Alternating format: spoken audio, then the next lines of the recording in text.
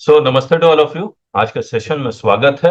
54th GST council meeting 9 सितंबर 2024 को हुआ और उसमें प्रेस रिलीज हुआ और उसमें जितने भी पॉइंट्स है वो हम लोग डिस्कस करेंगे। जो कहा गया वो जो लिखा गया वो तो डिस्कस करेंगे और जो नहीं लिखा गया है वो भी डिस्कस करेंगे। उसके अंदर के मतलब को समझने की कोशिश करेंगे। तो मैं पहले वो डॉक्यूमेंट खोल लेता हूँ। तो recommendation during 54th meeting of the GST council एकदम यहाँ आते हैं, यहाँ से डिस्कस करना शुरू करेंगे। अब आइए जो हम लोग को ढूंढ रहे हैं, measures for facilitation of trade. एक 128A सेक्शन लेके आ रहे हैं, जहां पर अगर सेक्शन 73 का अगर नोटिस इशू किया गया है और उसमें टैक्स अमाउंट अगर मान लीजिए 100 है तो आप 100 पे कर दीजिए 31 मार्च 2025 तक।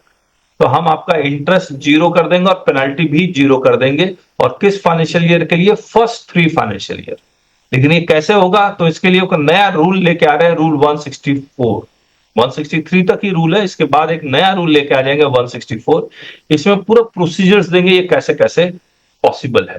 लेकिन इसमें कुछ भी नहीं लिखा हुआ है कि जहां पर थोड़ा सा भी आइडिया मिले कि ये कैसे पॉसिबल है। इसमें सिंपल इतना लिखा हुआ है कि नया रूल लेके आएंगे और सर्कुलर निकाल देंगे वेरियस इशू क्लैरिफाई करने के लिए।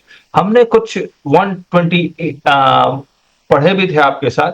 मान लीजिए मेरे पास सेक्शन 73 का नोटिस आया, उसमें टैक्स इशू 1 है, इशू 2 है। इशू 1 का मैं पेमेंट करना चाहता हूं, इशू 2 को मैं फाइट करना चाहता हूं, तब क्या होगा?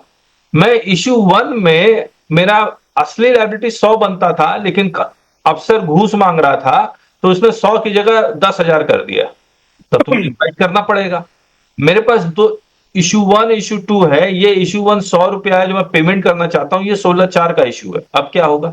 मेरे पास एक शो कॉज नोटिस और है जिसमें इशू 1 में तो 73 लगाया हुआ है, इशू 2 में 74 लगाया हुआ है। अब क्या होगा? ये सारे परम्यूटेशन कॉम्बिनेशन का सॉल्यूशन आएगा सर। तो ये परम्यूटेशन कॉम्बिनेशन सब फर्स्ट 3 इयर्स के लिए ये लेके आएंगे by way of rule and circular. और 1 नवंबर वो डेट डाल रहे हैं कि 1 नवंबर तक ले आएंगे, और हम लोग भी यही गेस कर रहे थे। मैं भी notified with effect from, that means उसका पहले इसे इफेक्टिव नहीं होगा क्या? नहीं, हाँ, जब जीएसटी काउंसिल ही डेट रिकमेंड कर दिया उससे पहले कैसे चला जाएगा? तो पहले का इसका मतलब क्या है?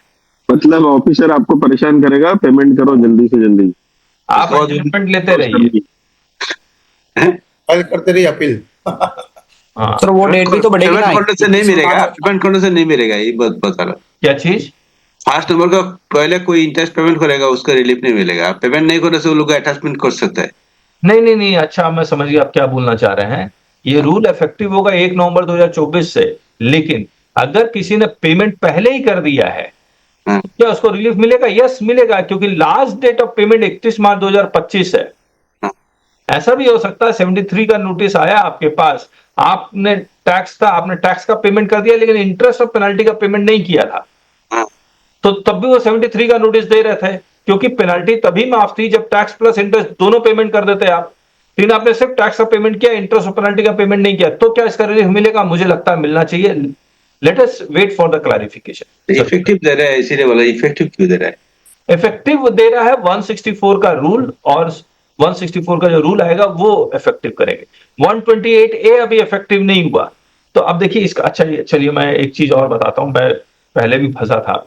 बजट में लिखा हुआ है 128A will be effective from 1 June 2024। Budget में लिखा हुआ है, मतलब फाइनेंस एक्ट में लिखा हुआ है। लेकिन नोटिफिकेशन में अब ये 128A इफेक्टिव तो हुआ नहीं है, तो नोटिफिकेशन आया कि 128A हम लोग इफेक्टिव कर रहे हैं। वो नोटिफिकेशन की डेट थी 1 नवंबर 2024। सुनो, तो अब अगर ये नोटिफिकेशन के डेट 1 नवंबर 2024 है तो 128A का इफेक्टिव डेट क्या होगा? बोलता है 1 नवंबर 2024 को हम लोग 128A नोटिफाई कर रहे हैं, जिसका इफेक्टिव डेट होगा 1 जून 2024। ठीक है कौशिक जी, समझ गए ना? चलिए, providing a mechanism for implementation of newly inserted subsection 5 and 6। अब देखिए हम लोग 16/4 का तो फर्स्ट 4 इयर्स के लिए 30 नवंबर 2021 है, 17, 18, 18, 19, 19, 20, 20, 21 के लिए। अब हम लोग ये कह रहे थे कि भैया अगर इसके लिए तो अपील में जाना ही पड़ेगा। अब ये कह रहे कि नहीं कोई बात नहीं, अपील में मत जाइए आप, हम एक नया प्रोसीजर लेके आएंगे रेक्टिफिकेशन ऑफ मिस्टेक का। कहां लिखा हुआ rectification? For rectification of orders में बी नोटिफाइड अंडर सेक्शन 148।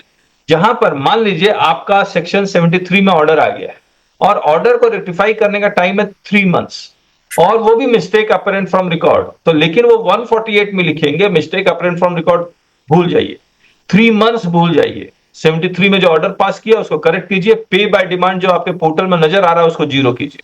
समझ गए? तो आपको इसके अगेंस्ट आपको अपील में अगर नहीं भी गए हैं, हेलो, हाँ 6 मंथ एक्सपायर हो गया, अपील में नहीं जा पाए, 10 महीने 2022 का ऑर्डर पड़ा हुआ, 2020 का ऑर्डर पड़ा हुआ है, तो वो सब रेगुलराइज 148 में हो जाना चाहिए, ऐसा मेरा मानना है। और अगर अपेलेट ऑर्डर आ गया है, अपील का ऑर्डर आ गया है, तो भी आपको अपेलेट ट्रिब्यूनल जाने की जरूरत नहीं है, अपेलेट अथॉरिटी खुद इसको रेक्टिफाई करेगी, ये जो प्रोसेस दिया हुआ होगा। ठीक बात? तो इसके लिए लेकिन सर रेक्टिफिकेशन का ऑप्शन है सर, अपीलेट ऑर्डर का अगेंस्ट में वो रेक्टिफिकेशन का ऑप्शन है, वो लेके आएंगे 148 पे। लेकिन है सर, मैंने जमा किया अभी, क्या जमा किया आपने? रेक्टिफिकेशन तो जमा दिया जाएगा, अपीलेट ऑर्डर का था, मैंने रेक्टिफिकेशन तो है, वो तो है, उसमें कोई दिक्कत, लिमिट है ना। लेकिन वो मिस्टेक अपरेंट फ्रॉम रिकॉर्ड के लिए है ना।